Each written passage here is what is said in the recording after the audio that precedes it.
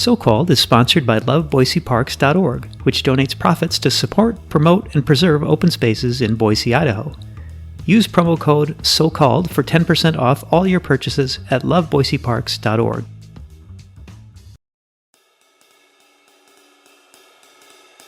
You know what? We can coexist and we can even work together. Through communication, you'll find out you will have more in common than you have not in common. I just know that. There's no doubt in my mind. This is Mark Wojcik, and I'm wondering, how's your so-called career? Welcome to So-Called, the podcast that explores the why and how of work.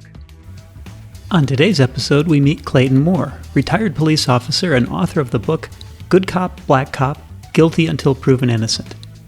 When we met, I asked Clayton about his career and how the book came together. Well, it's interesting. I served in law enforcement for 32 and a half years. Town here in Ohio, just an hour southeast of Toledo, Ohio. Well, I was the first at the time, the only black police officer hired in the history of Fostoria. And it's kind of my journey through my career, things I went through being the only black police officer, the challenges I've had, and even to the point one time where I was, at the time I couldn't say this word, but I was fired and had to fight for my job back. You know, I used to say anything but fired, like I was let go, I was terminated, I was released. I couldn't say the word fired. I just couldn't, and it was that painful. Yeah. And, then to go through things, I had 16 trumped up allegations, and even the headlines in the paper read one time, not so sweet 16 charges, And so it was pretty, painful at the time, but it was just my journey and what I went through, and then my faith and just knowing that I did nothing wrong, and I just had to basically let God handle it and turn it over to him. While Clayton served 32 years as a police officer, it wasn't necessarily his lifelong dream. I pretty much went into law enforcement because of my mother. Okay. And actually the first chapter of the book is kind of dedicated to her, because it was a conversation that we had, and it was the exact conversation we had. She came to me when I was home one time. Now, I'm getting out of college, graduated from college, just recently got married and had a child. My mom came to me when I was at home, and she goes, "Hey, she had that look on her face, so she came in like, okay, mommy, what is this all about? Something's going to happen, right?" Mm-hmm. And so she tried to get small talk at first. That's like, okay, what's your real question? And she goes, "Hey, the police department is hiring. You ought to go put in for it." I go, my exact words, I ain't trying to be no cop. Well, that's the chapter of my first book. I ain't trying to be no cop. And it kind of took off from there, and that's kind of where I was at. So you must have changed your mind, obviously, or at least you went and looked into it. So what was that process like? At that point, no, I still wasn't trying to be a police officer. I took the test, and it was a series of tests you had to go through. I ended up getting hired in February of '86. We started the testing like September of '85. Right before they offered me the job, this is what they said. Now, I was fortunate. I was blessed. I played football in college. I was a 4-year starter, and I had aspirations of playing in the NFL. Mm-hmm. They had known that, and they said, "Hey, we understand that you still, want to play in the NFL and at camps." And they asked me to go, if you got put on a team or if a team came after you, after we hired you, would you play the NFL? I go, "Oh yeah, that's a no-brainer. Yes." But I was honest with them, and I told them, "Yeah, this is my dream. Of course I would." And they looked at each other like, "Okay," and they still offered me the position, and I accepted it. And even through the next 10 years, Mark, I was applying for jobs. During this time, Clayton traveled to Atlanta, Chicago, and other places looking for work. None of these career options, however, proved to be the right fit for him and his family. That doesn't mean that he was not able to find satisfaction and enjoyment from his work in law enforcement. Whatever it wasn't meant for me to be away from Fostoria at that point. And that's when you say calling. There's no doubt in my mind. I knew it may not have been what I wanted, but I was placed to be where I was supposed to be. Were there things that you enjoyed about the work? Oh yes. We had this thing called Safety Town every summer. It's a 2-week program for 4 and 5-year-olds. Okay. And basically we teach them safety, how to cross the street, right and right side street, stranger danger, water safety, fire and everything, And it's a 2-week program. And I was officer friendly. Okay. So I was known around town as, hey, this officer friendly, Some people get my name mixed up, call me Officer Smiley. So I was everything. But I really, really enjoyed those 2 weeks of the summer being with those kids and, just them looking up to you and, and just being able to teach them some things that, and relate to them. That was probably the biggest thing I liked about the job. I loved going into schools, giving talks on different, multiple subjects, especially around prom and graduation time about alcohol, driving, with, impaired and just, other talks, so. Clayton enjoys connecting with people, working with kids, and coaching, which he still does today. Oh, definitely. I mean, I'm still coaching now. My daughters and sons, they've graduated, went through, but I'm still coaching. And people are saying, I thought you would have stopped a long time ago. I do have a passion, and some of the text messages I get.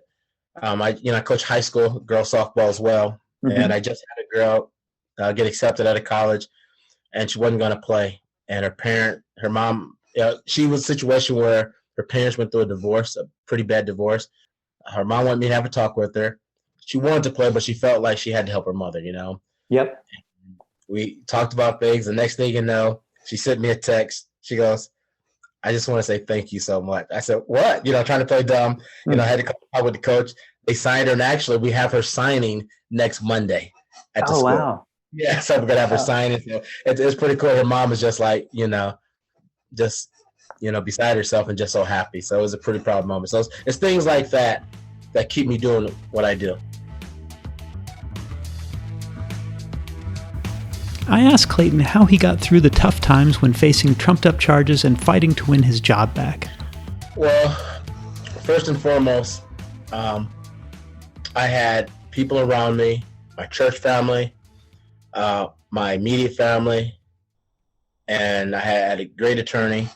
It was a union attorney that we just had a personal relationship. From the day when I met him years ago, we've had a personal relationship, as friends. Yeah. And just, again, God putting the people around me that it needed to have to help me go through it. When I was, like I said, fired, there was, and it's in the book, okay? Yeah. I don't give it away, but, Mark, I just thank God for the way my parents raised me, and the foundation that, I was brought up in, because without that, I don't know if I would have made it through this, Yeah. But in the Bible, there's certain numbers that are very significant, and 3 is one of the numbers,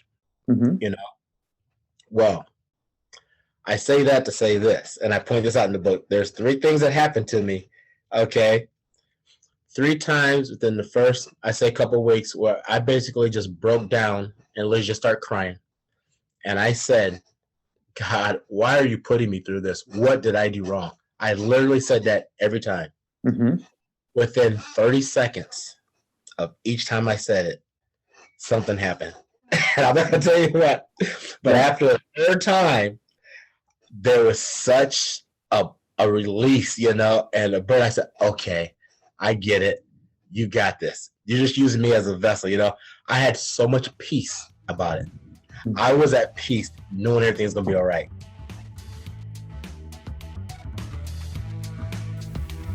After he won his job back, Clayton served another 10 years as a police officer and has now been retired for 3 years. After he retired, he became an author. When did you first start thinking about writing about your experiences? Okay, well, that's a great question, okay? And the honest answer is, myself, along with other officers, we always talked about writing the book. We're talking about it's going to be a bestseller, but we're talking about like all the calls we go on and things we handle with people. Trust me, I can give you story after story. Right? Well, that's what I thought writing the book was about. I had no idea, was totally oblivious to writing the book on what I wrote it on. Okay. And it wasn't until my daughter-in-law, Amanda, who is one of the most beautiful people in this world you would ever find. Just extraordinary. Okay. And it was right before Christmas.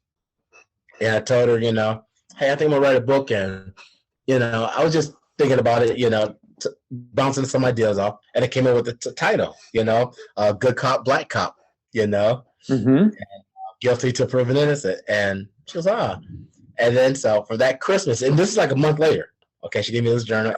On the title, on the top, the cover said "Good Cop, Black Cop." She goes, "I get to write those thoughts down." I'm like, this is cool, At that point, I still didn't think I was writing no book, I said, I'm just gonna put some notes in here just to say I appreciate it, Clayton started outlining chapters of the book and shared it with his daughter-in-law. Amanda was so impressed with his work that she put Clayton in touch with Kristen Iris, professional writer and book collaborator. If you'd like to learn more about Kristen, check out her interview on So-Called Season 1 in our archives at SoCalledPodcast.com. Even working with a great team, the process of writing a book didn't come easily to Clayton. Did you enjoy the process? I could write a book on the process itself. Unbelievable. The process of writing the book, putting it together. Kristen, she did super. She put everything together for me, but it was reliving everything that we had to go through. Not just the police part, but, part of my life as well, because, bring that into it. And there were some emotional and painful events that was in there. My sister was in a train car accident.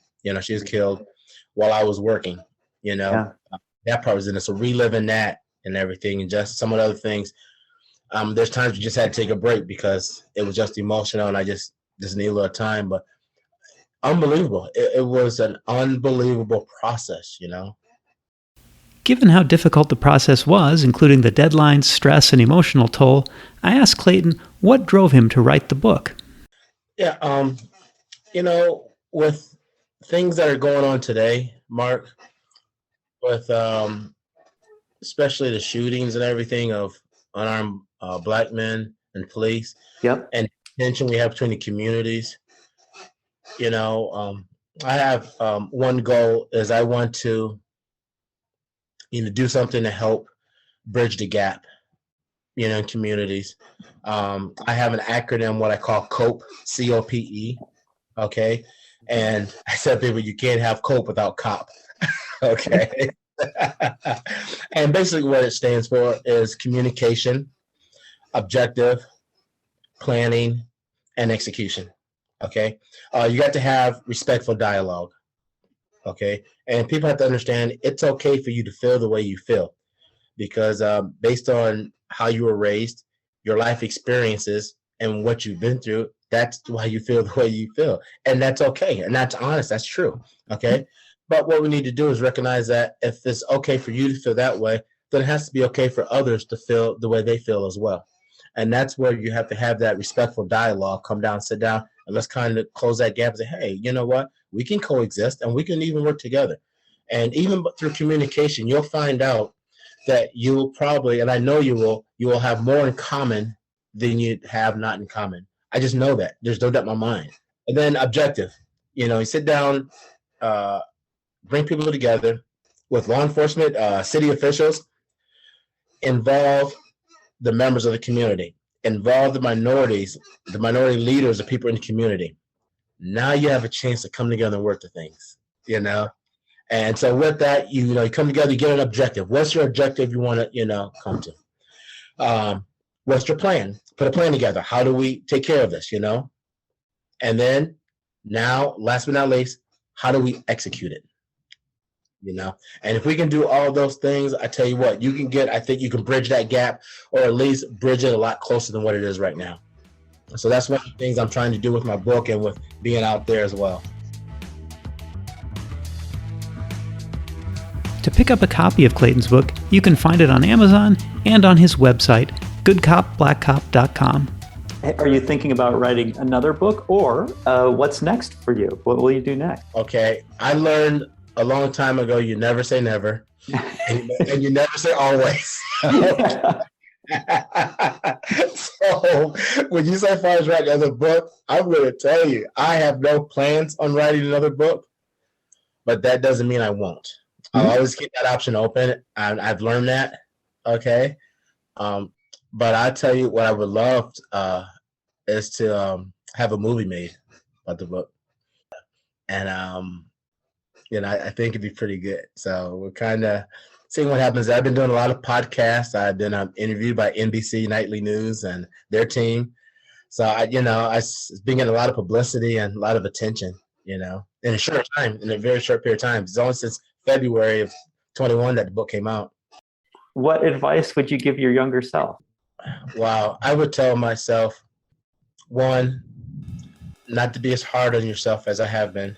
Don't get so high on the highs and so low on the lows, And I would just say continue to keep God first and to make sure you're doing for other people, and everything else kind of falls in place. So-Called is sponsored by loveboiseparks.org, which donates profits to support, promote, and preserve open spaces in Boise, Idaho. Use promo code SOCALLED for 10% off all your purchases at loveboiseparks.org. Our theme and transition music was composed by Roberto Cavaco. All other stylings are the sound of my voice. If you enjoyed today's episode, please let us know. Subscribe and leave us a review. So-Called is available on Apple Podcasts, Google Play, and wherever you get your podcasts.